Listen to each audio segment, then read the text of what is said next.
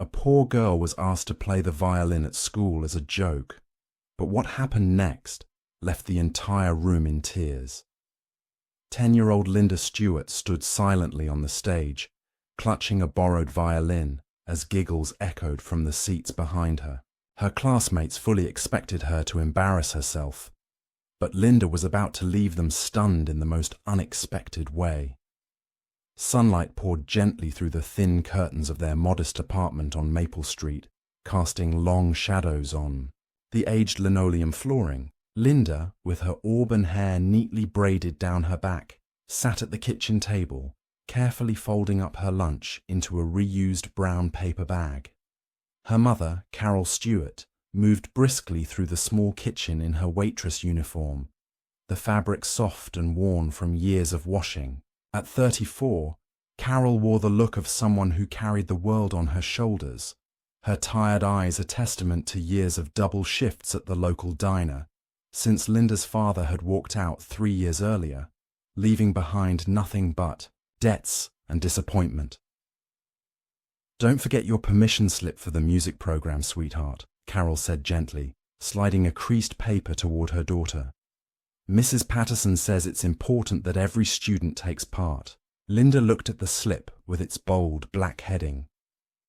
Elementary Music Appreciation Program. Instrument Demos.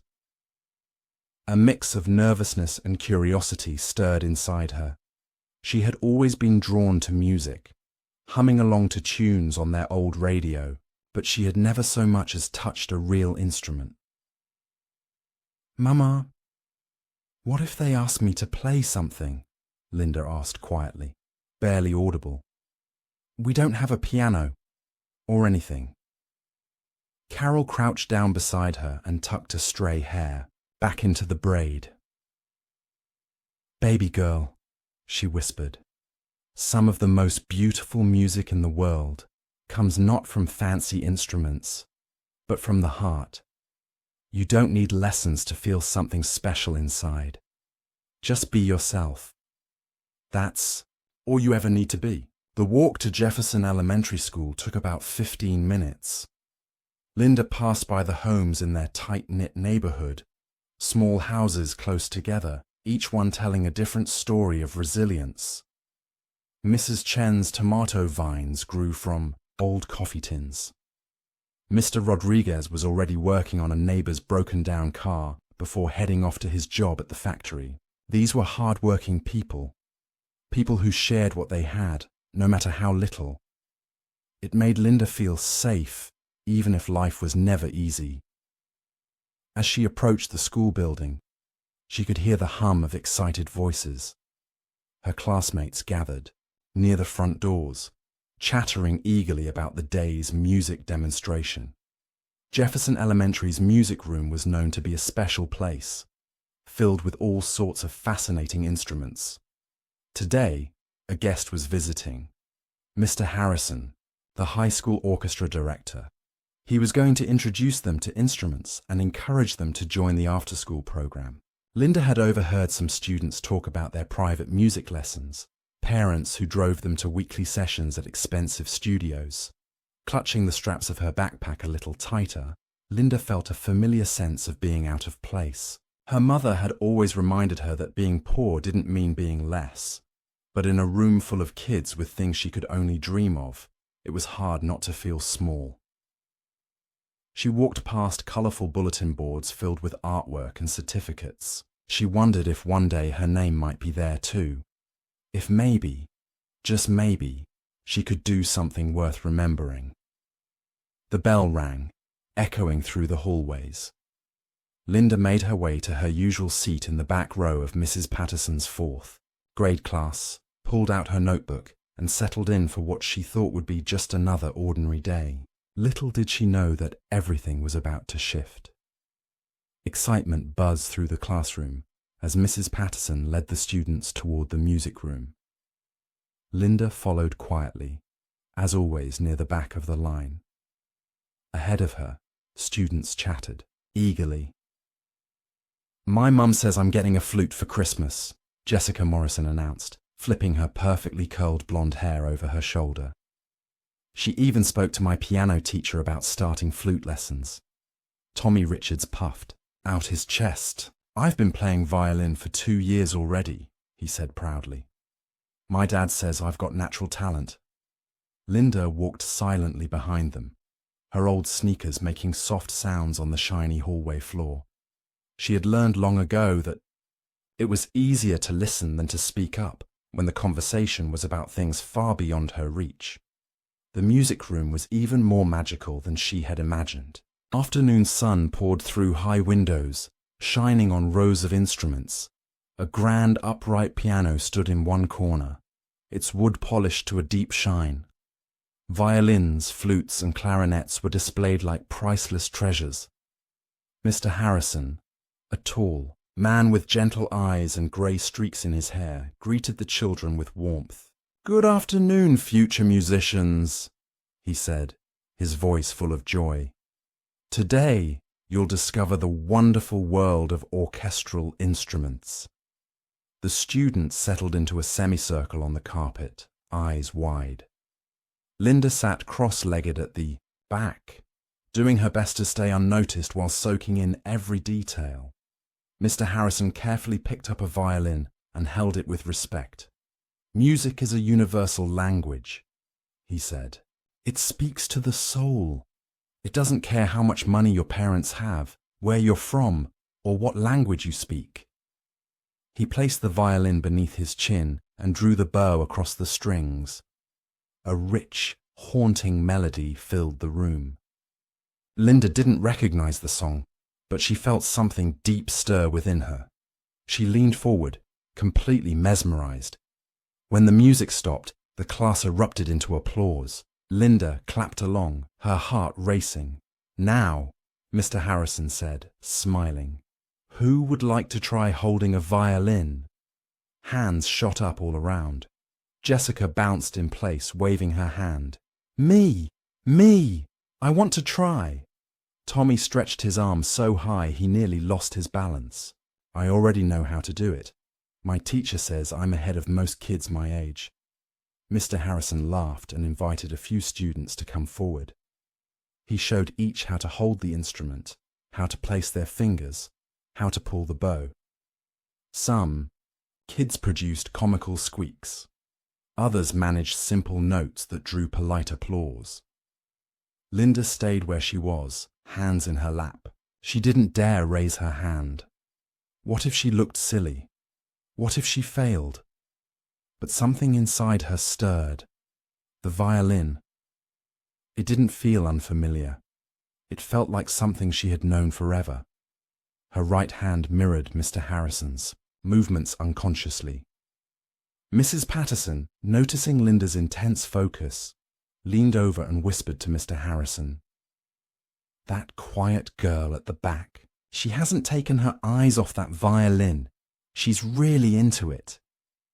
Mr. Harrison nodded, observing the quiet girl whose gaze had been fixed on the instrument the entire time. She wasn't distracted. She wasn't bored. She was absorbing every second. As the session came to an end, Mr. Harrison stood. "Before we finish, I want to invite anyone who hasn't had a chance to come up and try something. Sometimes the ones who stay quiet surprise us most." His gaze fell gently on Linda. She looked away quickly. "What about Linda?" Mrs. Patterson asked kindly. "She's been watching so closely. I think she'd enjoy trying." Some students turned to look. Jessica smirked and whispered to Madison, who covered her mouth as they both giggled.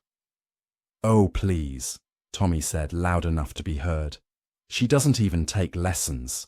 My mum says, if you don't start early, you'll never be any good." Mr. Harrison's warm expression tightened. "That's not true, Tommy. Many great musicians didn't start until later. Talent doesn't have a set timeline." But the comment had already left its sting. Linda's cheeks burned. She heard murmurs. "She's never even touched a violin.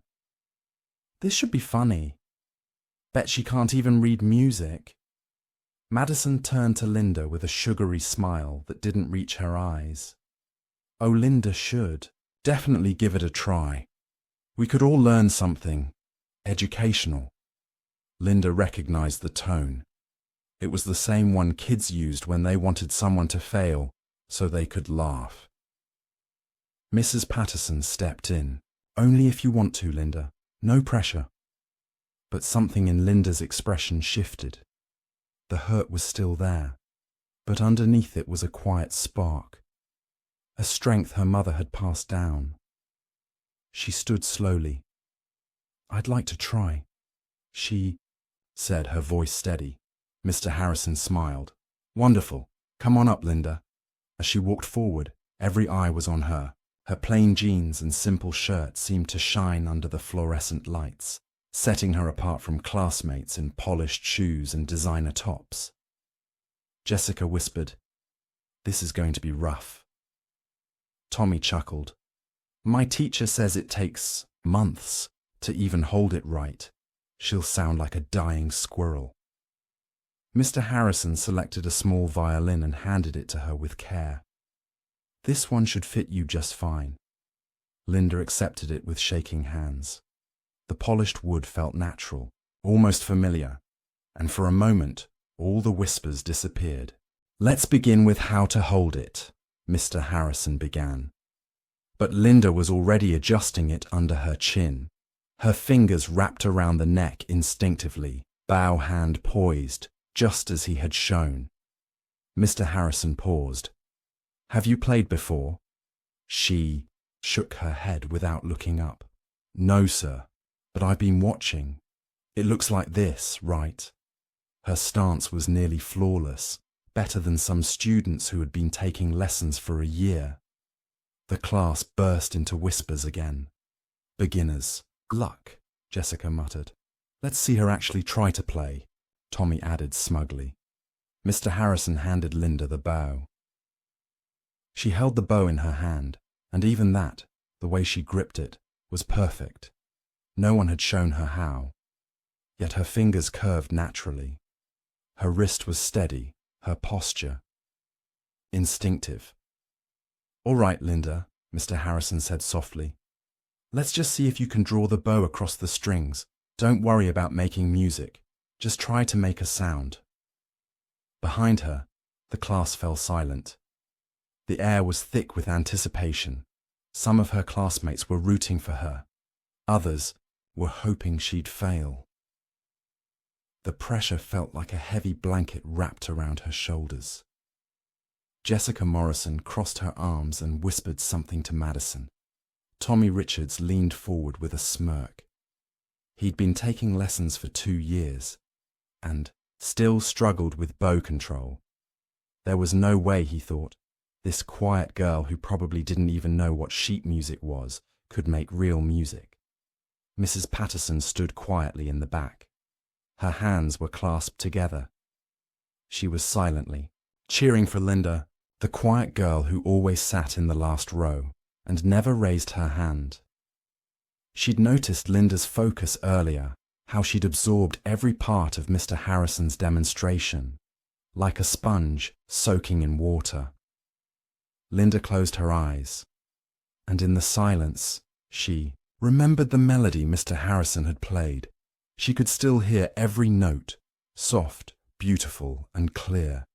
It felt familiar, not like something new, but like something already inside her, waiting to come out. "Take your time," Mr. Harrison said. "There's no rush." Linda opened her eyes. Her left hand settled on the fingerboard like it belonged there. Her fingers floated over the strings as if they already knew where to land. She lifted the bow, her elbow rising, the angle perfect. "Wait," Tommy blurted. "Out! She's not even looking. She doesn't know the notes." Mr. Harrison raised a hand. "Let's just see what happens." And then Linda drew the bow. The first note that came from the violin was clear, pure. It rang through the room like a bell, but she didn't stop. Her fingers began to move as if guided by something deep within her. And what followed was a simple melody, a hauntingly beautiful one. The room went silent, truly silent. Mrs. Patterson's jaw dropped. She'd been teaching for 15 years and had never seen anything like this. This wasn't a student trying to mimic notes. This was music. Real music. Mr. Harrison felt goosebumps rise on his arms. In 30 years of teaching, he had maybe seen 3 or 4 students with this kind of raw talent. What Linda was doing was not supposed to be possible. Linda's eyes were closed now, her face calm, peaceful. The melody was the same one Mr. Harrison had played earlier, but it was different now. It was hers. Her fingers and bow moved like they'd been doing this for years. The tone was warm, rich, mature. It didn't sound like a beginner.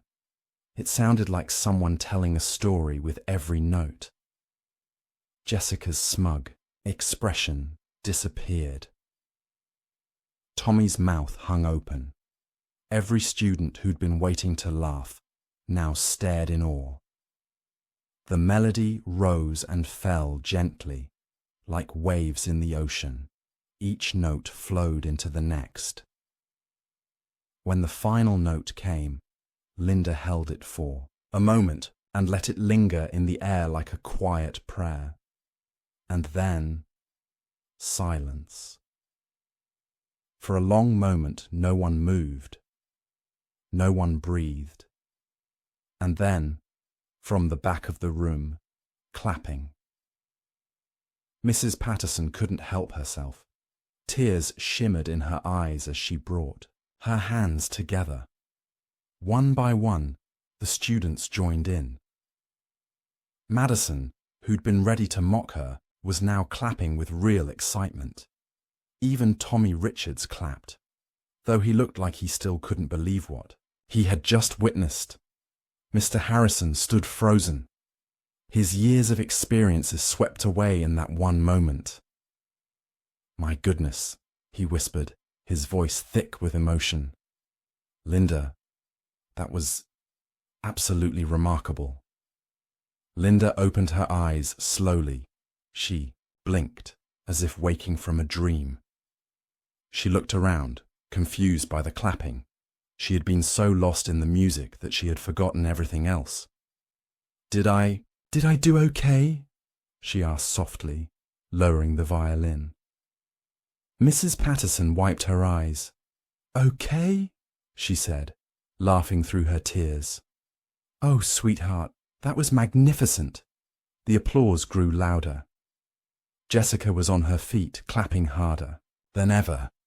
"Linda, how did you do that? I've been taking piano for 3 years and I can't play anything like that." One by one, the students stood, their faces filled with wonder and respect. This quiet girl, this girl no one had noticed before, had just taken them to another world with nothing but a violin. Mr. Harrison stepped forward, carefully. "Linda," he said, "are you sure you've never played before? Never had any lessons?"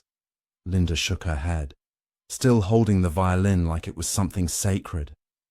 "No, sir," she said. "We can't afford lessons. I don't know." It felt like the music was already inside me. Her voice was quiet, but the room heard every word. Several students looked away, suddenly ashamed of their assumptions. Tommy raised his hand. "Mr. Harrison, I've been learning for 2 years, and I still can't play like that. How is that possible?" Mr. Harrison smiled gently. "Sometimes we meet someone with a rare gift. It's called perfect pitch. It's called instinct. It's called magic." He turned to the class. "And this," he said, "is why we never judge anyone by their clothes, their background, or how loud they speak. Because true talent, real talent, can come from anywhere." Linda handed back the violin, her hands still, trembling. "Thank you for letting me try," she whispered. Mr. Harrison's eyes twinkled. "Oh, my dear," he said. "I think this is only the beginning." By the time school ended that day, the entire building was buzzing with the story. Teachers stopped Mrs. Patterson in the halls. "Is it true?" they asked. "Did that girl really play like that?" "It's true," she said. "I've never seen anything like it in my life." Meanwhile, Linda walked home in a daze. The same walk, past the tomato plants, past Mr. Rodriguez's garage. But something was different now. Everything looked brighter. When she opened the door to their small apartment, her mother was at the table counting her tips from the diner. "Hi, baby girl," Carol said without looking up. "How was school today? Did you enjoy the music class?" Linda sat down slowly, unsure how to explain it. "Mama," she said softly. "Something happened today." Carol looked up immediately. That tone in her daughter's voice. It reminded her of the first time Linda saw butterflies. "What kind of something, sweetheart?" "I played a violin," Linda said, "in front of the whole class." Carol smiled. "That sounds lovely." "No, Mama, I think I'm good at it." Before Carol could respond, there was a knock at the door. Through the thin walls, they heard a man's voice. "Mrs. Stewart, my name is David Harrison. I'm with the school district's music program." Carol opened the door. It was him. Mr. Harrison, still wearing the same kind eyes Linda remembered. "I hope you don't mind me stopping by," he said kindly. "I wanted to talk to you about your daughter." 20 minutes later, Carol Stewart sat at the kitchen table, tears falling down her cheeks. "I've taught for 30 years, Mr. Harrison said, and I've only met a few students with Linda's kind of talent. She heard a piece once and played it perfectly, with no training, no lessons, nothing. It's extraordinary." "But we can't afford lessons," Carol said quietly. "I can barely pay rent." "That's why I'm here," he said. "There's a scholarship program. It covers everything. Lessons, rentals, even camps and college someday." Linda's eyes widened. "You mean I could keep playing?" Mr. Harrison smiled. "My dear child, with your gift, you were meant to." Carol reached for her daughter's hand. "What do you think, baby girl?" Linda looked at the violin case, at her mother, and at the man who had opened a door to a dream she didn't know she had. "Yes," she whispered. "Yes, please." Linda's story is a powerful reminder. Greatness doesn't depend on money or background or popularity. Sometimes it just needs one person to give it a chance. Have you ever seen someone surprise the world with a gift no one expected? Tell us in the comments. We'd love to hear your story. And if Linda's journey moved you, hit that like button, subscribe for more inspiring stories, and let us know where you're watching from. Until next time, remember, everyone deserves the chance to be seen and to shine.